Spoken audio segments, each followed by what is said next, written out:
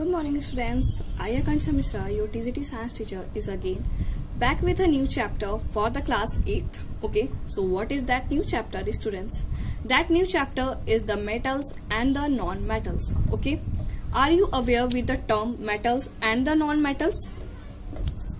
Maybe you must have studied this chapter or about this chapter in your last class, that is in your class 7. Okay, so just have a little bit introduction about that, have a briefing about that, what are the metals and what are the non-metals. Okay, so coming to the point students, metals are the objects that have several different properties and non-metals have also some of the different properties. These two words, metals and the non-metals, differ from each other in their physical properties and in their chemical properties.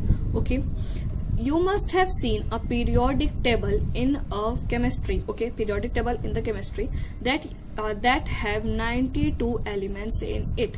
92 elements that occur naturally on earth. Okay, so from that 92 natural elements, 70 out of them 70 are the metals and the remaining 22 are the non-metals. Okay, so as in the periodic table I told you that there are 92 elements that occur naturally on earth, and from that 92 elements 70 are the metals and the 22 are the non-metals occurring elements.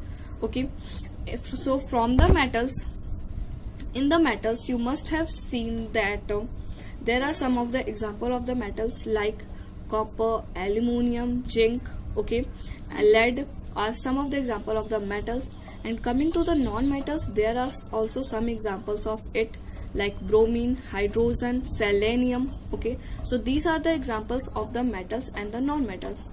But before going to the examples and brief introduction about it or brief description about it, we need to know what are the metals and what are the non-metals. Okay, so as I told you about the periodic table, so in a periodic table the elements, the 92 elements or the more than it, are arranged in some groups and some columns. Okay, rows and the columns you can say. So those rows and columns arranged are called as elements, and from that the left hand side elements are to be considered under the group of metals, and the right hand side elements are to be considered under the group of the non-metals. Okay, so students, you can say that the right hand elements are the non-metals and the left-handed elements are the metals.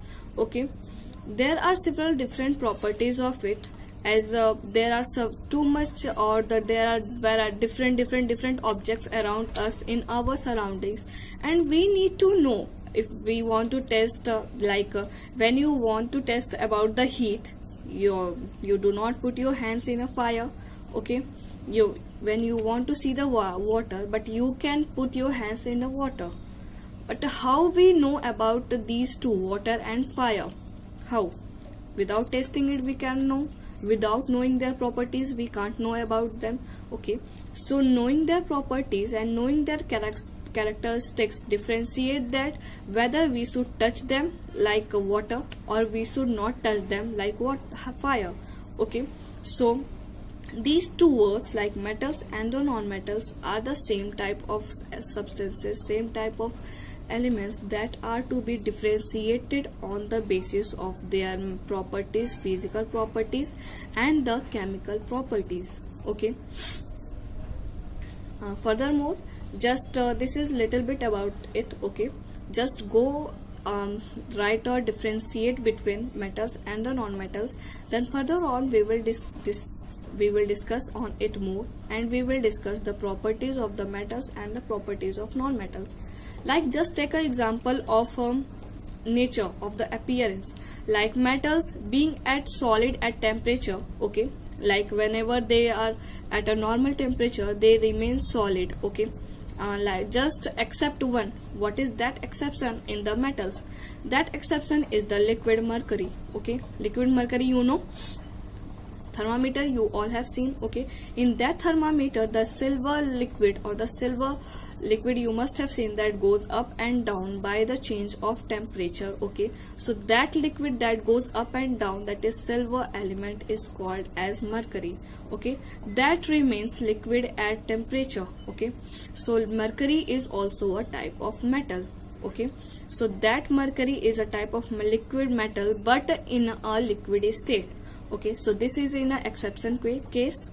So coming to the point again, right, if I repeat it again this point, so metals are the substances that containing copper, aluminium, lead and zinc, except one, there is a liquid mercury that also remains liquid at a room temperature, but metals are mainly solid at the room temperature. Okay, what happens in the case of non-metals? In the case of non-metals, they are mainly in the gaseous form. Okay, there are more and more differences between this, that how metals look, how metals react and how metals acts. Okay, same way how non-metals act, how non-metals looks. We will discuss it in next class. Just differentiate between this metals and the non-metals, and we will discuss it in a elaborative way. Okay, this is all about not all about, I will say just a little bit about it. Okay, just go through it and then we will start a new chapter, that was the metals and the non-metals. Thank you.